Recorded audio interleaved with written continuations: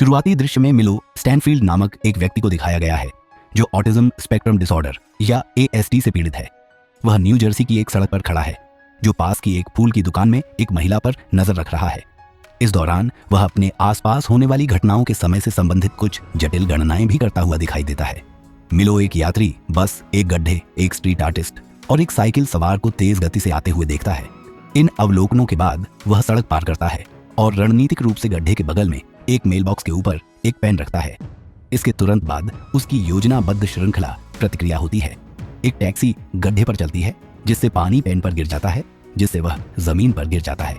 यह street artist का ध्यान आकर्षित करता है जो फिर पेन उठाने के लिए आगे बढ़ता है। उसी समय तेज गति से साइकिल चलाने वाला आर्टिस्ट से टकराता है जिसके परिणाम स्वरूप वह मेल बॉक्स से टकराता है और पास के फलों के स्टॉल पर गिर जाता है।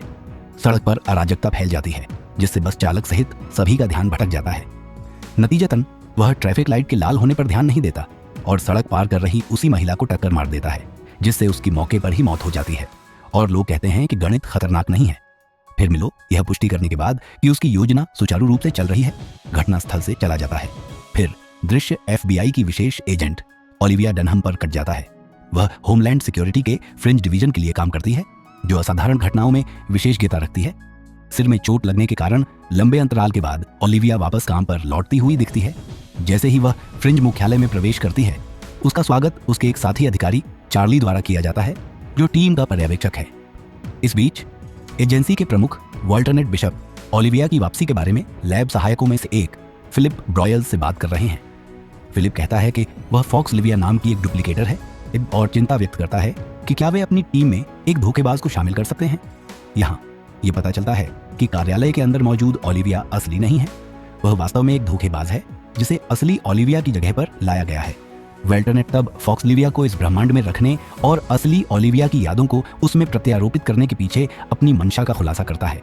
वह दावा करता है कि फॉक्स लिविया ही एकमात्र ऐसी है जो बिना किसी नुकसान के ब्रह्मांडों के बीच यात्रा कर सकती है। वॉल्टरनेट यह पता लगाना चाहता है कि वह ऐसा कैसे कर सकती है। इसके लिए वह कहता है कि उन्हें उसे विश्वास दिलाना होगा कि वह यहाँ की है।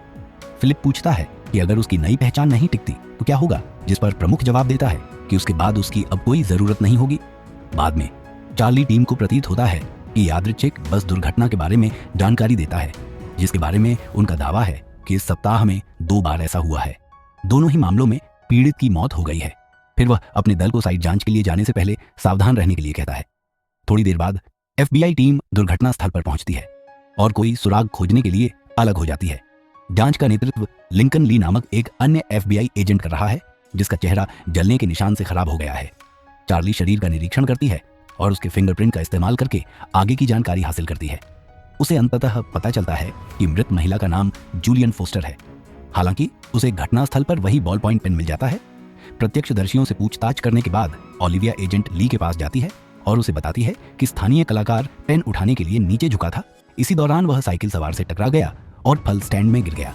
ये सुनकर एजेंट ली अनुमान लगाता है कि पेन ही वह मुख्य तत्व है जिसने प्रतिक्रियाओं का एक क्रम बनाया जिससे अंततः पीड़ित की मृत्यु हो गई। अगले दिन फ्रिंज मुख्यालय में एजेंट ली और चार्ली 2 दिनों में हुई बस दुर्घटनाओं के बीच संबंध का पता लगाने की कोशिश कर रहे हैं। एजेंट ली को पहली दुर्घटना की तस्वीर में वही बॉल पॉइंट पेन दिखाई देता है जिससे उसे और भी यकीन हो जाता है कि किसी ने घटनाओं की श्रृंखला को अंजाम दिया है। इसके बाद वे फ्रिंज एजेंसी की गणितज्ञ एस्ट्रिड से बात करने जाते हैं और उसे घटनाओं के बारे में बताते हैं। हालांकि वह दावा करती है कि कोई भी इंसान ऐसी घटनाओं की श्रृंखला को अंजाम नहीं दे सकता और इसे 2 बार अपने पक्ष में नहीं मोड़ सकता। उनकी बहस के बीच एक और समान बस दुर्घटना होती है जिससे एस्ट्रिड सदमे में आ जाती है। 2 + 2 बराबर है, आप एक बस से टकरा जाते हैं। FBI एजेंट तुरंत साइट पर जाते हैं और पाते हैं कि पीड़ित इस बार भी जीवित हैं। राहगीरों से पूछताछ करने पर उन्हें पता चलता है कि एक कुत्ते ने अचानक सड़क पार कर ली जिससे बस नियंत्रण खो बैठी। तभी ओलिविया ने जमीन में लुढ़कते हुए एक समान बॉल पॉइंट पेन को देखा जिससे उसे एहसास हुआ कि घटनाओं की श्रृंखला अभी खत्म नहीं हुई है। वह चारों ओर देखती है और एक संदिग्ध मिलो को एक ओवरहेड पुल से नीचे देखती हुई देखती है। कुछ क्षण बाद ईयरबड्स पहने एक आदमी सड़क पार करने के लिए आगे बढ़ता है। तभी सामने से आ रही एक एम्बुलेंस से टकरा जाता है। इसकी मृत्यु हो गई। अगले दिन फ्रिंज मुख्यालय में एजेंट ली मुझे लगता है कि पैरामेडिक को अपना कोटा पूरा करने की जरूरत थी। इससे एक बस अपना रास्ता बदलकर सीधे ओवरहेड ब्रिज के नीचे से गुजर जाती है। ओलिविया उसे बंदूक की नोक पर पकड़ लेती है और आत्मसमर्पण करने की धमकी देती है। लेकिन मिलो पुल से कूद जाता है, बस की छत पर गिरता है और भाग जाता है। मिलो बस का कानाफूसी करने वाला है। इस घटना के बाद मिलो घर लौटता है और पाता है कि उसकी बहन मैडलिन उसके लिए चिंतित है। वह उसे बताती है कि उसे अस्पताल से कई कॉल आए हैं, लेकिन वह उसे अनदेखा करता है।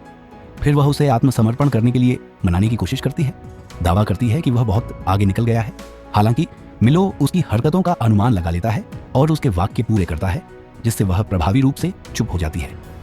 कुछ देर बाद मैडलिन उसे एक छोटा प्लास्टिक का घोड़ा खिलौना दिखाती है, जो उनकी मां की ओर से एक याद दिलाने वाला था। इससे वह असहज महसूस करता है और यह कहते हुए चला जाता है।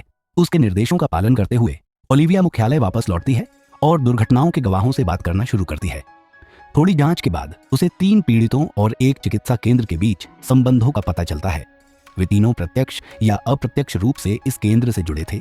वह अपनी खोज चार्ली को बताती है और दोनों तुरंत इसी चिकित्सा केंद्र की ओर चल पड़ते हैं। वहां पहुंचने पर ओलिविया देखती है कि रोगियों का एक समूह एक ही बॉल पॉइंट पेन का उपयोग कर रहा है, क्योंकि वे डिजिटल उपकरणों का सामना करने में असमर्थ हैं। आईपैड उन्हें आईमैड बनाते हैं। बाद में वे मुख्य चिकित्सक डॉक्टर लेविन से मिलते हैं, जो बस दुर्घटना के तीनों पीड़ितों को पहचानते हैं।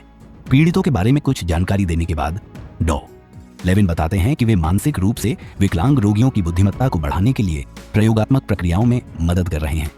वह उन्हें अपने रोगियों की वीडियो फुटेज भी दिखाते हैं, जिसमें ओलिविया मिलो को देखती है। उसके बारे में पूछताछ करने पर डॉ लेविन जवाब देते हैं कि वह उनके रोगियों में से एक है, जो उसी दवा परीक्षण से गुजरा था जिसने उसकी IQ को तेजी से बढ़ाया था। वह आगे कहते हैं कि मिलो को उसकी बहन की देखरेख में अस्पताल से छुट्टी दे दी गई थी और प्रयोगात्मक प्रक्रिया को उलटने के लिए उसे वापस लौटने का कार्यक्रम था। लेकिन अब वह उनकी कॉल का जवाब नहीं दे रहा है और वह उन सभी को मार रहा है जो उसे नियंत्रित करने की कोशिश कर रहे हैं। उनसे अनभिज्ञ मिलो ओलिविया पर कड़ी नजर रख रहा है, उसकी हर एक हरकत को नोट कर रहा है और उसके अगले कदम का अनुमान लगा रहा है। बाद में चार्ली और ओलिविया मिलो के घर पहुंचते हैं, जहां उनका स्वागत मैडलिन द्वारा किया जाता है। वे उससे मिलो के ठिकाने के बारे में पूछते हैं, लेकिन वह उनके बारे में अनजान होने का दावा करती है। यह महसूस करते हुए कि वह कुछ छिपा रही है, एजेंट उसे उसके द्वारा किए गए अपराधों के बारे में बताते हैं और उसे खुला घूमने देना कितना खतरनाक है। जब चार्ली मिलो के कमरे की जांच करने जाता है, ओलिविया अपनी दिवंगत बहन के बारे में बताती है कि कैसे वे एक दूसरे की देखभाल करते थे। इससे मैडलिन को अपने भाई के बारे में अधिक जानकारी साझा करने में काफी तसल्ली मिलती है। वह बताती है कि मिलो कई घटनाओं के परिणाम की भविष्यवाणी करने में सक्षम है। ओलिविया अंततः उसे वह सब कुछ बताने के लिए राजी कर लेती है जो वह जानती है, इस बात पर जोर देते हुए कि वे नागरिकों के साथ साथ मिलो की सुरक्षा के लिए चिंतित हैं। इसके बाद मैडलिन उसे एक नोट देती है जिसमें उस होटल का स्थान बताया गया है जहां मिलो वर्तमान में रह रहा है। इसके बाद ओलिविया और चार्ली एस्ट्रेड के साथ मिलो को पकड़ने की योजनाओं पर चर्चा करते हैं। हालांकि उन्हें जल्द ही पता चलता है कि कोई भी योजना निरर्थक होगी, क्योंकि वह उनकी हर चाल का अनुमान लगा सकता है। नतीजतन वे बिना किसी बैकअप के सीधे संपर्क करने का विकल्प चुनते हैं। मुझे नहीं पता कि यह कैसे मदद करने वाला है, लेकिन वे सबसे अच्छा जानते हैं।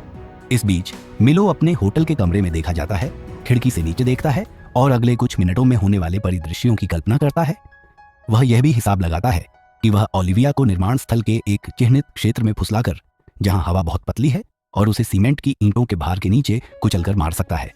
जैसा कि उसने अनुमान लगाया था, 2 FBI एजेंट होटल पहुंचते हैं और मिलो को सड़क पर उनका इंतजार करते हुए पाते हैं।